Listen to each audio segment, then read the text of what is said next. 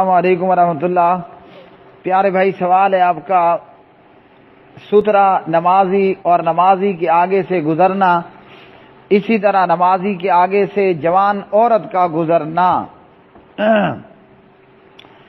تو جواب یہ ہے کہ نمازی کو چاہیے وہ سترا لگا کر نماز پڑھے، اور گزرنے والے کو چاہیے کہ نمازی اور سترے کے بیچ میں نہ گزرے، اور اگر نمازی کے آگے سترا موجود نہیں ہے اور کوئی نمازی کے آگے سے گزر جاتا ہے تو اس صورت میں نمازی کی نماز جاتی رہے گی اگر جوان عورت وغیرہ نمازی کے آگے سے گزرے۔ سترے کے حوالے سے نبی علیہ السلام نے نمازی کو حکم دیا وہ سترا لگا کر نماز پڑھے۔ اب سترا مسجد میں ہو تب بھی، کھلے میدان میں صحرا میں ہو تب بھی، سترے کا اہتمام مسجد حرام ہو تب بھی، مسجد نبوی صلی اللہ علیہ وسلم ہو تب بھی۔ پیارے نبی علیہ السلام نے صحیح بخاری مسلم میں فرمایا، لو یعلم المار بین یدی المصلی ماذا علیہ لکان ان یقف 40 خیرا له من ان یمر بین یدیہ۔ اگر نمازی کے آگے سے گزرنے والے کو معلوم ہو کہ یہ کتنا بڑا گناہ اور پاپ ہے تو اس کے لیے 40 سال تک کھڑے رہنا وہ گزرنے سے بہتر ہو، یعنی لمبی مدت تک وہ انتظار کرتا رہے اور نمازی کے آگے سے نہ گزرے۔ اسی طرح اس پوسٹ کے اندر یہ حدیث بالکل واضح طور پر موجود ہے کہ پیارے نبی علیہ الصلوۃ والسلام نے فرمایا نمازی کے سامنے سترا موجود نہ ہو، اور عورت یعنی جوان عورت، بالغہ عورت اگر نمازی کے آگے سے گزر جائے، یا گدھا کھوتا نمازی کے آگے سے گزر جائے، یا کالا کتا نمازی کے آگے سے گزر جائے تو یہ نمازی کی نماز کو توڑ دیتے ہیں، اس سے نمازی کی نماز جاتی رہے گی، نماز ضائع ہو جائے گی۔ ایک یہ ہو گیا۔ اچھا جی، دوسرا مسئلہ آپ نے یہ پوسٹ بھیجی ہے، اور اس پوسٹ میں یہ فتویٰ کمیٹی کا فتویٰ، یا آپ نے کہا کہ یہ ابن باز رحمۃ اللہ علیہ کا فتویٰ ہے، تو میرے سامنے یہ لجنہ کا فتویٰ ہے، اور لجنہ سے سوال ہوا کہ نمازی کے آگے سے گزرنا، تو کہا کہ نمازی کے آگے سے نہیں گزرنا، لیکن فقہا کی ایک جماعت نے مسجد حرام کو، کعبہ بیت اللہ کو اس سے مستثنا قرار دیا ہے، اور کہا کہ کعبہ بیت اللہ میں یہ چھوٹ ہے کہ نمازی کے آگے سے گزرنے والا گزر سکتا ہے۔ تو بات یہ ہے کہ فقہا کی یہ جماعت کا یہ قول صحیح حدیث کے خلاف ہے۔ یہی حدیث جو یہاں آپ کی لکھی ہوئی تحریر میں موجود ہے، اس اور دیگر احادیث یہ صحیح بخاری میں، مسلم میں اور اس کے علاوہ میں، کہ نمازی کے آگے گزرنے سے منع کیا گیا ہے اور بڑا گناہ ہے، اور اگر جوان عورت اور گدھا اور کتا نمازی کے آگے سترا نہ ہوا اور وہ نمازی کے آگے سے گزر گئے تو نمازی کی نماز ٹوٹ جائے گی، نمازی کی نماز ٹوٹ جائے گی۔ اور فقہا نے جس روایت کا سہارا لیا ہے وہ روایت سندن ہے ہی ضعیف، وہ روایت سندن ضعیف ہے، اور یہ ضعیف روایت کہاں پر موجود ہے؟ یہ ضعیف روایت آپ کا بھلا ہو جائے موجود ہے ابو داؤد میں، ٹھیک ہے؟ ابو داؤد کے علاوہ یہ کہاں پر موجود ہے؟ ابو داؤد کے علاوہ یہ ابن ماجہ میں بھی موجود ہے۔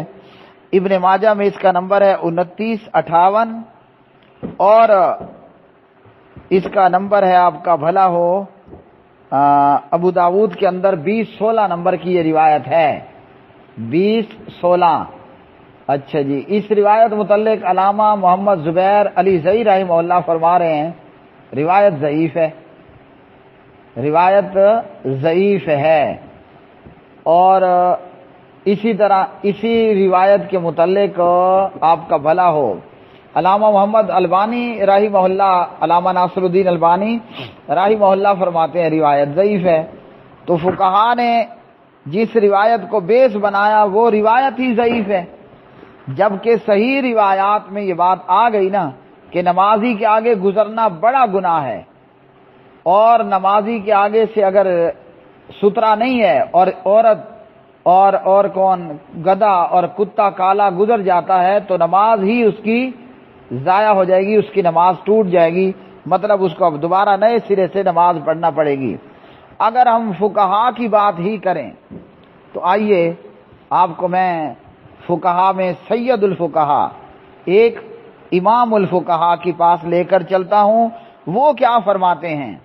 آیا مسجد حرام یا مکہ میں جو ہے وہ سترے کے تعلق سے کوئی چھوٹ اور نرمی ہے؟ ایک فقہا کا موقف اس روایت کی بنیاد پر، ایک فقہا کا موقف اس روایت کی بنیاد پر کہ جو ابو داود میں 20-16 نمبر پر اور ابن ماجہ میں 29-58 نمبر پر، اور دونوں کے نزدیک یعنی علامہ البانی، علامہ زبیر رحمۃ اللہ علیہ دونوں کے نزدیک روایت ضعیف ہے، اور یہ ہے کثیر بن کثیر کے دادا مطلب بن ابی وداع اس کو بیان کرتے ہیں، تو یہ روایت سندن ضعیف ہے، اس لیے فقہا کا یہ موقف بھی ضعیف ہے، روایت کی بھی چھٹی اور فقہا کے موقف کی بھی چھٹی۔ اب اگر فقیہ کی بات کریں تو یہ امام ابو عبداللہ محمد بن اسماعیل، امام بخاری رحمۃ اللہ علیہ، ان کا فقیہ ہونا اور فقہا میں امام الفقہا ہونا اور فقہا میں سید الفقہا ہونا کوئی شک کی بات تو نہیں ہے نا۔ امام بخاری کی یہ صحیح بخاری ہے، امام بخاری کی الجامع الصحیح ہے، اور کتاب الصلاۃ میں امام بخاری یہ باب باندھتے ہیں، باب السترۃ بمکہ وغیرہ۔ سبحان اللہ، اللہ تعالیٰ سارے ہی فقہائے کرام کو، جن کا موقف پہلا ہے اور جن کا موقف یہ ہے، اللہ سب فقہائے کرام کو رحمت اللہ علیہم اجمعین جنت الفردوس میں فردوس کے بالا خانے عطا فرمائے۔ امام بخاری کا موقف ہے باب السترۃ بمکہ وغیرہ، مکہ اور غیر مکہ میں سترے کا بیان۔ تو یہ مسجد حرام کہاں پر واقع میرے بھائی؟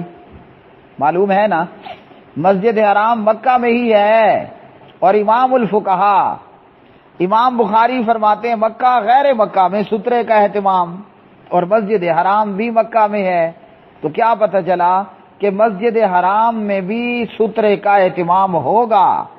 اور پھر امام بخاری حدیث لائے ان ابی جحیفہ، کہاں ابو داود کی ضعیف روایت جسے دونوں شیخین ضعیف بتا رہے ہیں، اور کہاں یہ صحیح بخاری کی اعلیٰ درجے کی روایت، ان ابی جحیفہ قال خرج رسول اللہ صلی اللہ علیہ وسلم بالحاجرۃ فصلى بالبطحاء الظہر والعصر رکعتین ونصب بین یدیہ عنزۃ وتوضأ فجعل الناس یتمسحون بوضوئہ۔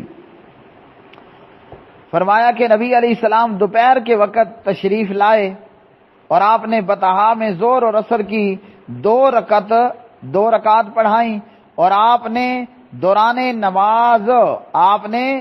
نماز اپنے سامنے نیزہ کھڑا کر لیا۔